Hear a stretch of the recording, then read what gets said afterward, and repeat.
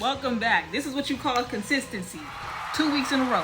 If you can't tell by the title, I'm going to be reacting to some of the most gruesome ends for cavers. These stories are insane, y'all. I'm obsessed with them. If you've never seen my face or know my name, I'm Zanaya. Go ahead and click that subscribe button, that like button, child. Well, yes. If you're not new, if you're one of my subscribers, all 14 of you, thank you for tuning in, and let's get to it. Video, we will be looking at 3 horrifying caving stories that went terribly wrong. The first story, in particular, highlights the incredible lengths a true friend will go to save someone they deeply care about. It's But always the will friends that that love go to be help. enough? And for the other 2, well, they are even more painful to watch. As always, viewer discretion advised. In March 1997, 2 friends, Andrew and Attila, planned on a caving expedition. The anticipation had been building for weeks. They had been planning their trip to Real Well in Tennessee with growing excitement, eager to face the thrill of descending its infamous 160-foot entrance pit. Both had a few caving trips under their belts, though Attila, at 26, was still relatively new to the sport. He had visited only 5 caves previously, but his enthusiasm more than made up for his lack of experience. Andrew, 32 and more seasoned, took the lead in their planning, and they felt confident they had what it took to handle whatever the cave threw at them. Or so they thought. The morning of March 18th arrived with overcast skies and a persistent drizzle. As they approached the cave entrance, they could hear the ominous roar of the water cascading into the pit, louder than expected. Andrew paused, glancing over at Attila, who stood next to the ropes and equipment they had laid out by the mouth of the cave. They had their wetsuits in the car, but looking at the weather and the cold air around them, neither thought they'd need them. The decision to leave those wetsuits behind would become one of many critical mistakes. Despite the waterfall's intensity, they pressed on.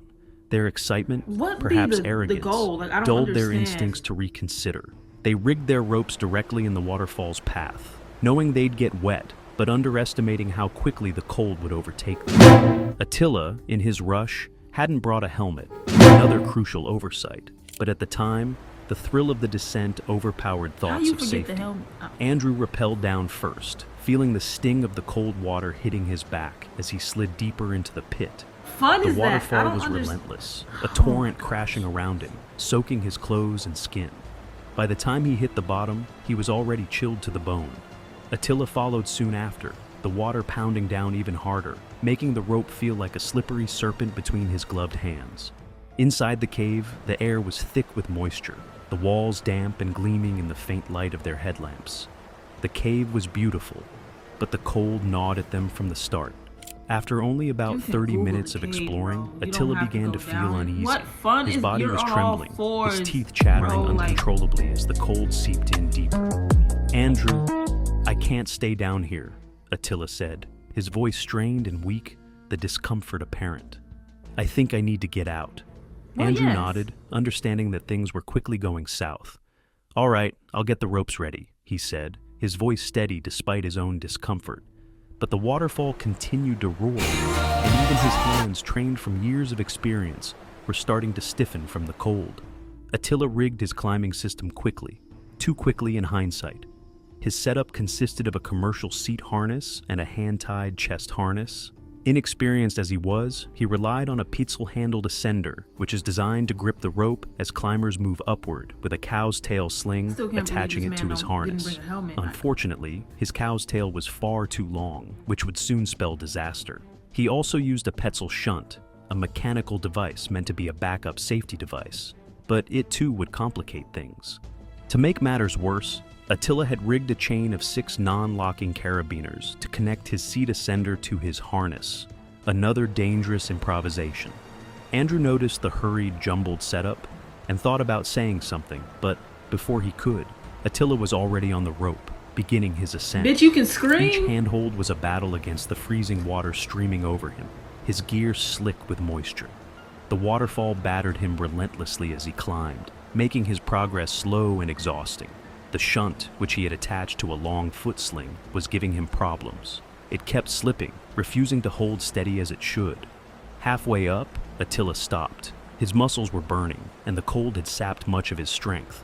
His gear was failing him, piece by piece. The long chain of carabiners connecting his ascender had unhooked, leaving him suspended by the cow's tail, now stretched Why so were you far going in that he there in couldn't the even first reach the place? ascender to adjust it. He tried to communicate with Andrew, shouting through Girl, the this deluge of cold. water, but his words were swallowed by the deafening roar of the Rest waterfall. in peace. Well, I don't know if they Attila, died come yet. back down if you need to, Andrew shouted from below, his voice barely reaching over the torrent.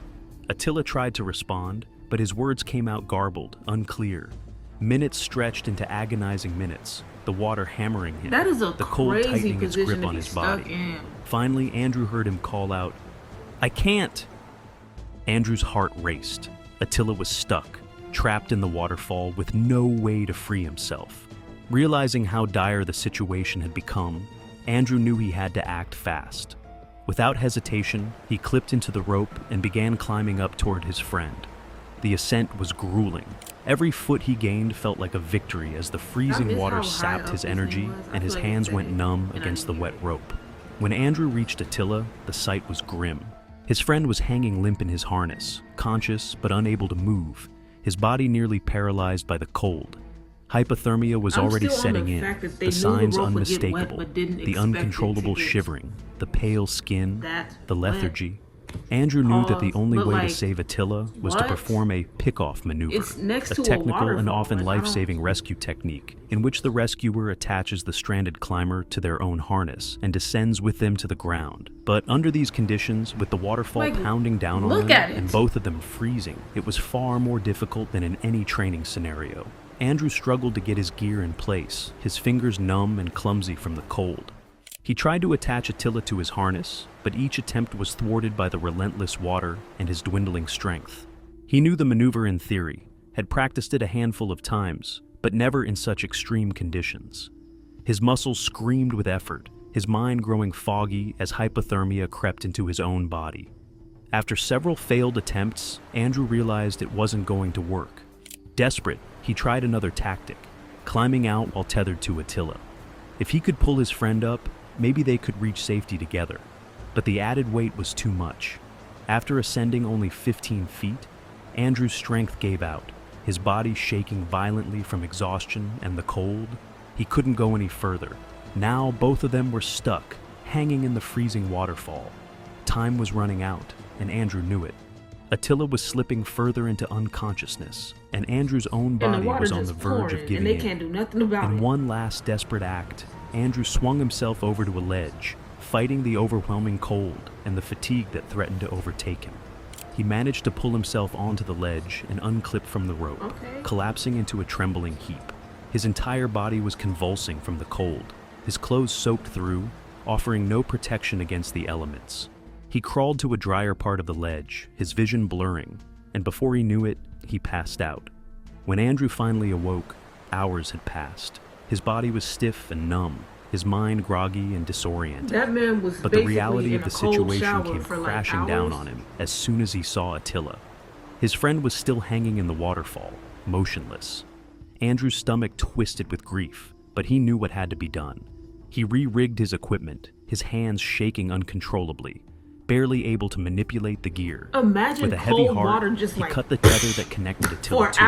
hours. Like, It was oh clear my. that his friend was gone. Andrew made the agonizing climb out of the cave alone, every step filled with the weight of what had happened. When he finally emerged, he collapsed and called for help. Rescue teams arrived hours later, finding Attila's body still suspended in the waterfall. Now where does the A helmet doctor on the come scene in? confirmed They what said that was Andrew like a already grave knew. mistake. Attila had succumbed to hypothermia hours earlier. His makeshift climbing system, the cold and the harsh conditions because her- had been too oh, much. his Looking hand back, would've been it was protected clear that from mistakes water. had been made from the start. Leaving the wetsuits I'm so behind, smart. Attila's unsafe cobbled together climbing gear, and their lack of experience with such a wet, vertical cave. This is the part had all that gets me. contributed Why? to the How would tragedy. you not bring a The fatal wetsuit and error you know was you're likely going when into a one of the waterfall? Like, non-locking I don't care carabiners if in you think Attila's it's not chain going to of be gear that had bad. You come bring it undone, anyway. leaving him stranded, unable to reach his ascender Some or of these his people, safety bro, devices. rest in peace. But This like, next story shows how one small mistake can lead to a sequence of worse events one after the other, no less than a nightmare. Along the stunning See, coastline now, I of wouldn't even Mexico's be in this Yucatan situation. Peninsula lies a world hidden beneath the surface. Sistema Sac Actun. It's a labyrinth of tunnels and chambers stretching over 368 kilometers, and is the longest underwater cave Why do system you in want the to be world. in tunnel? In December 2004, 9 these are divers such set out to avoidable explore deaths. Tenote Kalimba, part of this vast underwater network. These were seasoned divers. Their skills What honed fun from is that? previous Like dives. I They had don't built trust, understand. Like rocks and communication, water. and a You can camaraderie Google that made them shit. feel Like you don't invincible. have to go look Yet at it Sistema yourself. Sac Actun, with its twists, turns, and hidden dangers, was about to put them to the ultimate test. As the divers arrived that morning, the sun bathed the lush greenery in gold, its warmth in stark contrast to the cool, dark waters awaiting them below. Bro, the They gathered by the underwater water's ones, edge, checking their equipment with the precision of different level of astronauts fear before a unlocked. space mission. Breathing Like, I wouldn't do regulators, regular tanks, caves either, spools of rope, but underwater and the cave? brightly colored Hell no. cookies, small plastic markers used to mark paths, were all checked and rechecked. Each diver knew the importance of these tools. In an environment where visibility could be reduced to inches, they were lifelines. The plan was clear. This nigga brought Two teams cookies? would enter. Team A, led by a guide, would descend first and lay markers along the way. Team B would follow closely behind, retracing their steps back once they reached a predetermined point. The divers nodded in agreement, confidence radiating from each of them. They had been through tougher dives, and this one seemed manageable. Average depths of 33 feet, moderate currents, and well-traveled paths. But the cenote didn't care about their plans. Team A entered the water first, the crystal-clear entrance of Cenote Kalimba giving way to murky depths as they ventured further. The stillness of the cave was broken only by the rhythmic bubbles of their breathing. Following the permanent guideline, they marked their path carefully, knowing that even one wrong turn could lead to catastrophe. Soon, they reached the first intersection. The diver in the lead fixed a yellow cookie to the jump line, marking the safe path for Team B. With the path marked, they continued I forward, wonder how their many of them will movements actually smooth and like make it out, synchronized. if any. If Everything none was of them going make it out, that's according gonna to be plan. crazy. Meanwhile, Team B had entered the water.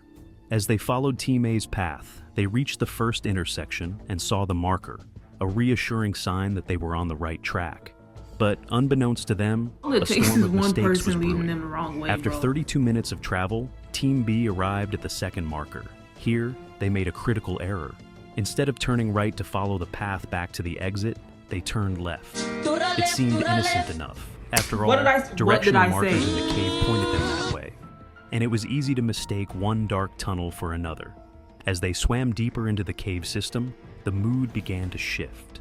The cool calmness that had guided their movements was replaced with confusion and an unsettling realization. They weren't where they thought they were. I'm They'd been confused swimming on why for you went in there 25 in the minutes first since the place. wrong turn, covering 1,400 feet, deeper into the cave system, away from the exit. Panic began to creep into their minds. The water around them grew colder as tiny particles of 25 silt were minutes disturbed underwater by their is frantic movements. insane.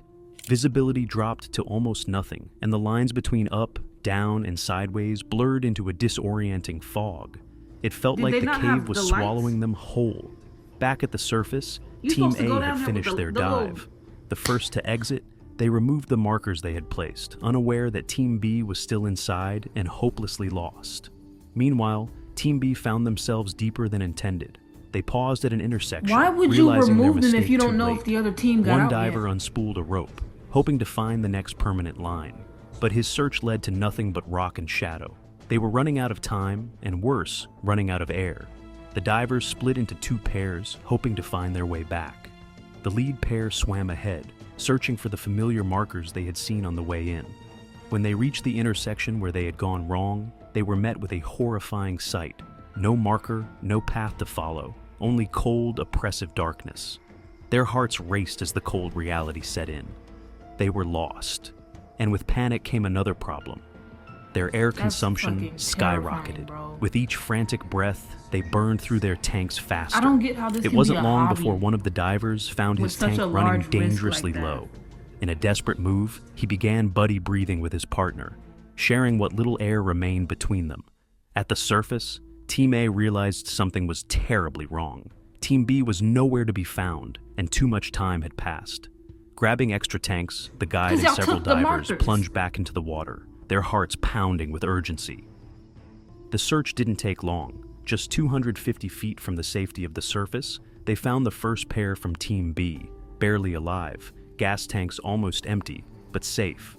When asked where the other two were, the lead pair, now gasping for breath, said they had seen the lights of their teammates not far behind.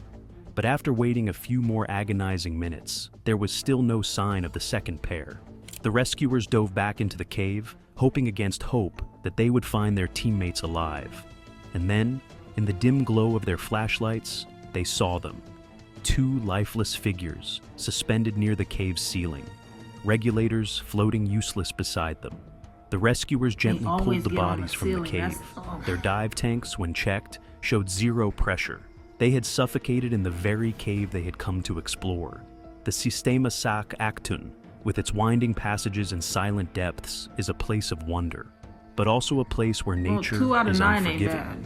For Team B, one simple navigational error cascaded into a series of fatal events, showing that even the most skilled and experienced divers are at the mercy of the elements in this vast underwater world. All it takes is the one last person story not involves knowing not what they one, but doing 19 and lives leaving at it. stake.